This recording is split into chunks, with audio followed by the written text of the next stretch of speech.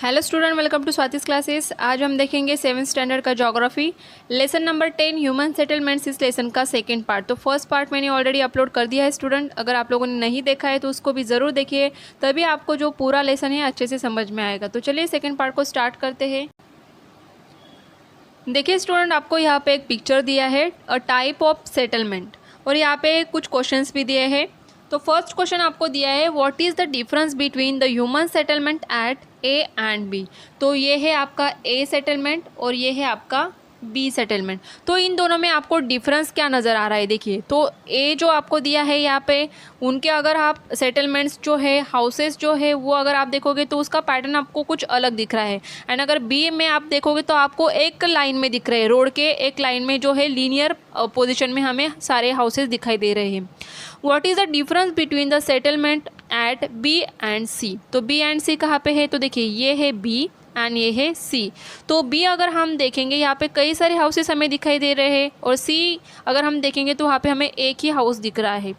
Where do you find less than 2 houses. तो 2 houses से कम मतलब एक घर हमें कहाँ पे दिख रहा है, तो अगर यहाँ पे देखेंगे हम सी सेटलमेंट तो वहाँ पे हमें एक ही घर दिखाई दे रहा है। Where do you find less than 2 houses, ये हमने देखा। In what type of settlement do you live. तो आप जहाँ पे रहते हो वो किस तरीके का सेटलमेंट है, इस तरीके का कि कई सारे घर है लेकिन एक प्रॉपर पैटर्न नहीं है, या फिर लीनियर इस तरीके का, या फिर इस तरीके का कि वहाँ पे सिर्फ आपका ही घर है। कौन से सेटलमेंट में आप रहते हो, ये आपको आंसर देना है।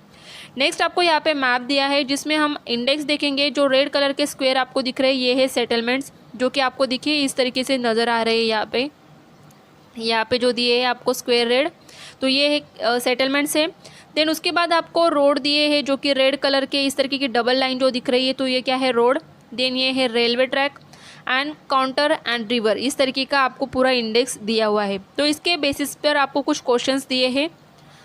फर्स्ट क्वेश्चन आपको दिया है name some of the settlement shown in the map. तो कहाँ पे आपको सेटलमेंट्स दिख रहे हैं तो उनके नाम आपको लिखने होंगे। तो देखिए यहाँ पे हमें कई सारे सेटलमेंट्स दिख रहे हैं, देन उसके बाद यहाँ पे है और यहाँ पे है, तो उनके नाम आपको मैप में देखने हैं और लिखने हैं।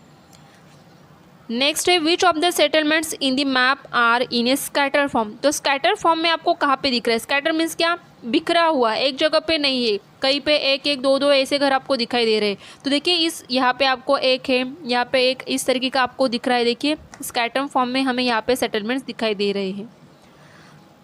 नेक्स्ट है how are the houses in the settlements along the roads arrange. तो रोड्स के अलॉन्ग कहाँ पे हाउसेस आपको दिखाई दे रहे हैं, ये आपको देखना है। In which settlements are the houses close together and what could be the reason behind this density.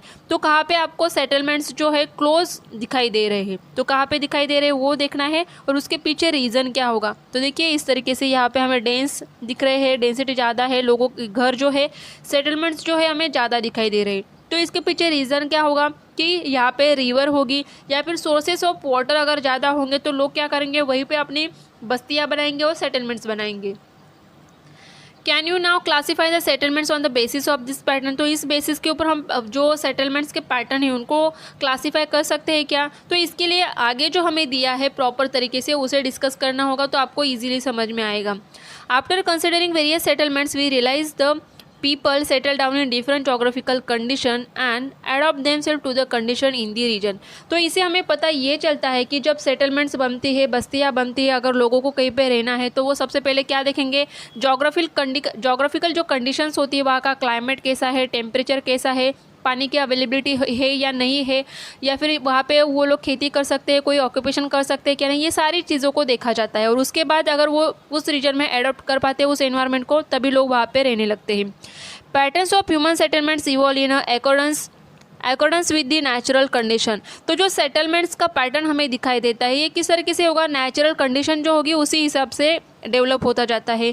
In this lesson we are going to study the major pattern of human settlement and the reasons behind them. कि जो settlements के pattern है, जैसे कि scatter settlement है या फिर dense settlement जहाँ पे दिखाई देता है, लीनियर सेटलमेंट है, तो ये क्या है ये आगे हम डिस्कस करेंगे ही। लेकिन ये पैटर्न क्यों डेवलप होने लगे, तो इसके पीछे कई सारे रीजन्स है जिनको हम आगे डिस्कस करेंगे।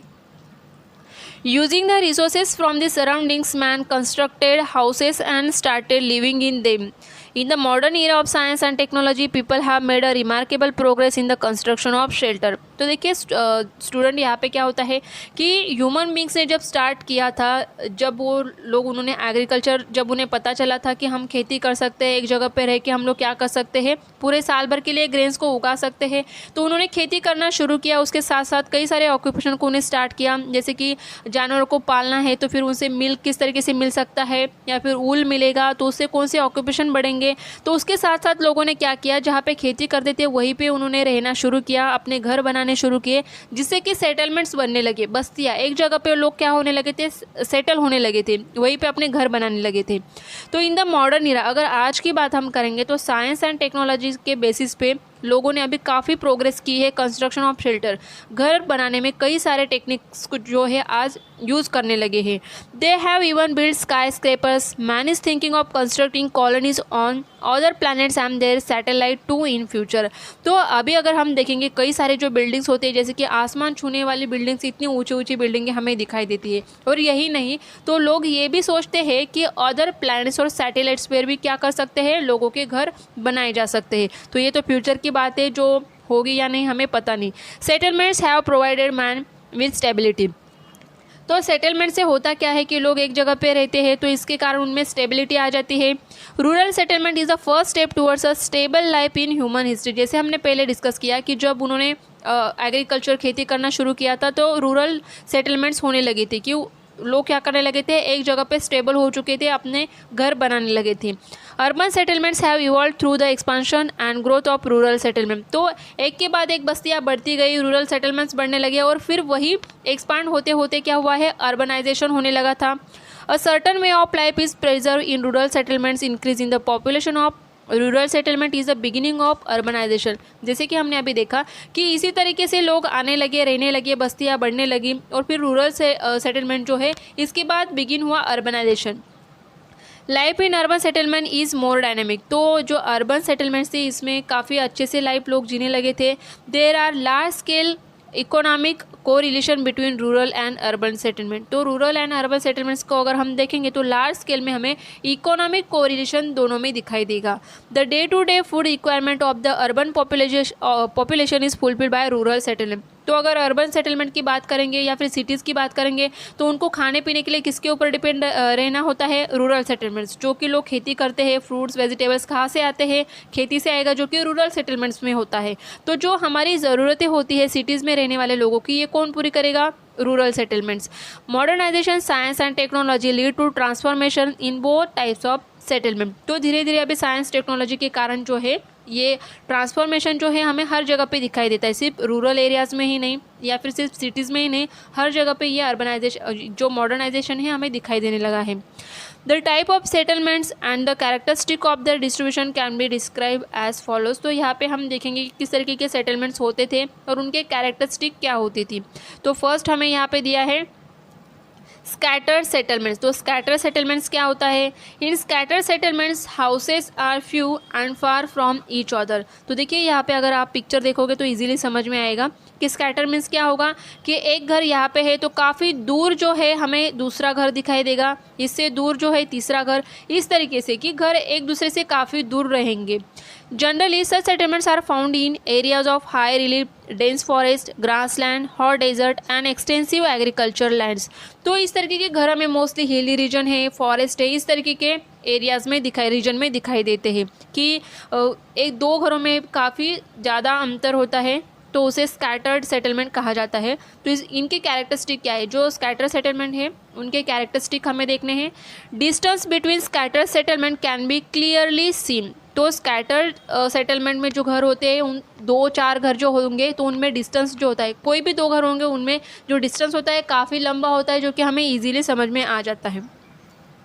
सेकेंड वन है this settlement have limited population as in a small hamlets. तो अगर घर ही कम है, वहाँ पे बस्तियाँ ज़्यादा नहीं है, तो पॉपुलेशन भी क्या होगा, कम होगा। जैसे कि स्मॉल हैमलेट्स, जैसे पाड़ा जो होते हैं आदिवासी पाड़ास वगैरह, तो वहाँ पे क्या होता है काफ़ी तो डेंस फॉरेस्ट है, तो वहाँ पे 2-4 घर हमें दिखाई देते हैं, तो जैसे कि उन्हें पाड़ा या फिर वाड़ी इस तरीके से कहा जाता है, तो वहाँ पर लोगों की संख्या भी कम होती है।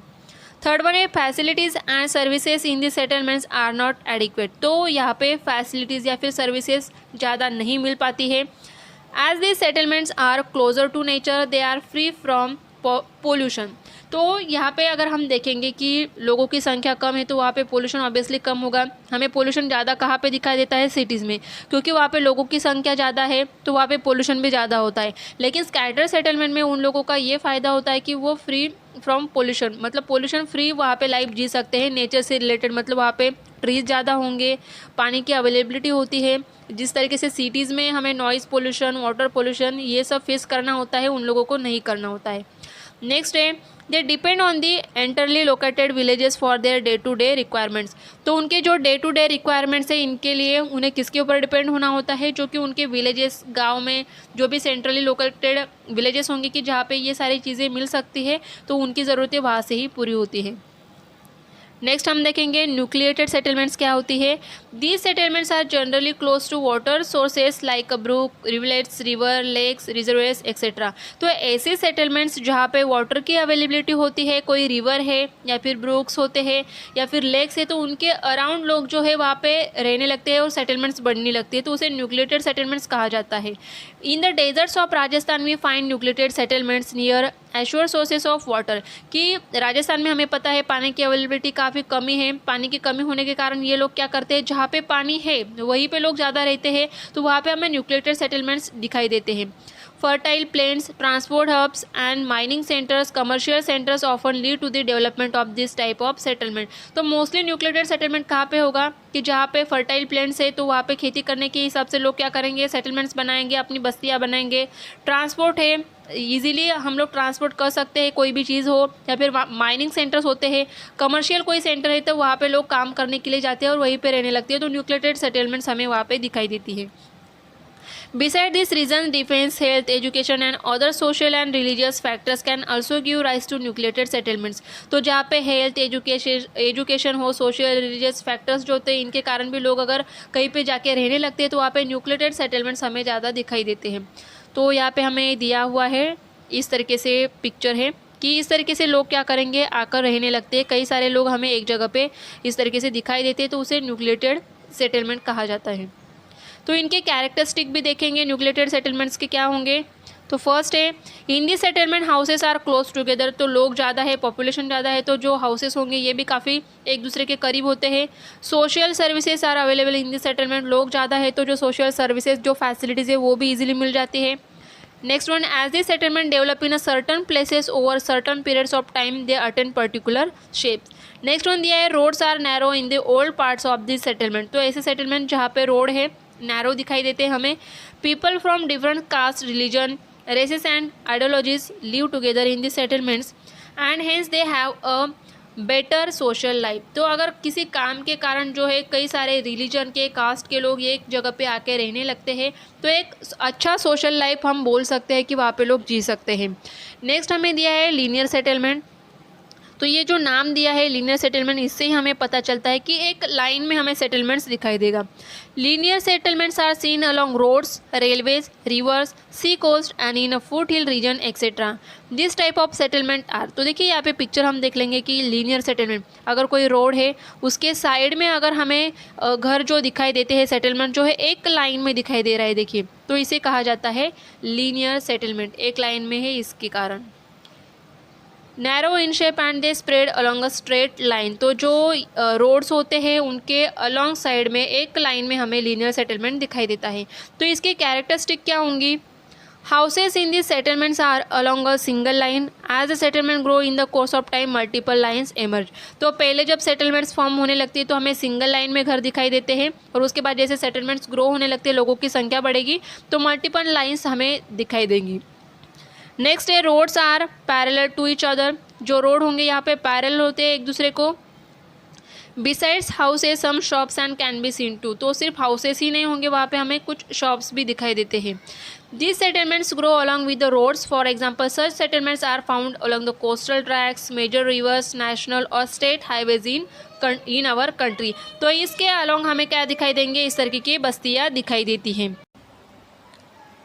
नेक्स्ट यहाँ पे आपको दिया है ऑलवेज रिमेंबर में factors influencing the location of human settlements, कि ह्यूमन सेटलमेंट्स होने के लिए जो लोकेशन होता है उसे किस तरीके से फिक्स किया जाता है, उसके लिए कुछ फैक्टर्स इन्फ्लुएंस करते हैं, जैसे कि फिजिकल, कल्चरल एंड इकोनॉमिक। तो फिजिकल में दिया है कि physiography, land, soil, climate, water supply and river banks, कि जहाँ पे हमें सेटलमेंट्स बनानी होती है वहाँ पे देखा जाता है कि वहाँ का क्लाइमेट कैसा है, वहाँ पे फर्टाइल लैंड है या नहीं है कि खेती की जा सकती है, एंड किस तरीके का वाटर सप्लाई है या नहीं।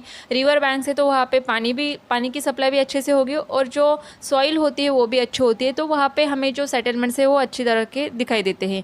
देन कल्चरल में देखेंगे डिफेंस है, health, education, tourism, historical significance, ये अगर सारी चीज़ें होती है तो सेटलमेंट्स हमें ज़्यादा दिखाई देंगी। Economic, irrigation, occupations, transport and communication, industries, trade, government offices, तो ये सारी जो चीज़ें हैं, ये जो सारे फैक्टर्स आपको दिए फिजिकल, कल्चरल, इकोनॉमिक्स, तो इन सारे चीज़ों को देखकर ही जो है सेटलमेंट्स बनती है। जो लोकेशन है वहाँ पे लोग क्या करते हैं, सेटलमेंट्स बनाते हैं। तो आई होप स्टूडेंट आपको यहाँ पे जो सेटलमेंट्स दिए, उनके टाइप्स दिए हैं या फिर उनके कैरेक्टरिस्टिक है वो अच्छे से समझ में आए होंगे। अगर आपको वीडियो अच्छी लगे तो वीडियो को लाइक ज़रूर कीजिए, और चैनल को अभी तक सब्सक्राइब नहीं किया होगा तो सब्सक्राइब भी ज़रूर कीजिए।